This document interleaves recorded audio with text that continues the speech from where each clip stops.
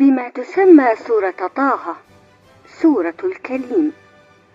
ما السورة التي شيعها 30,000 ملك؟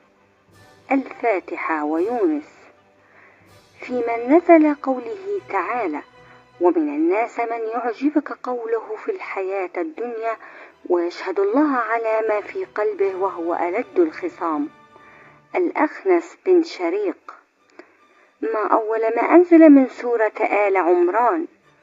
قوله تعالى: هذا بيان للناس وهدى وموعظة للمتقين. السورة التي تعدل قراءتها 1000 آية؟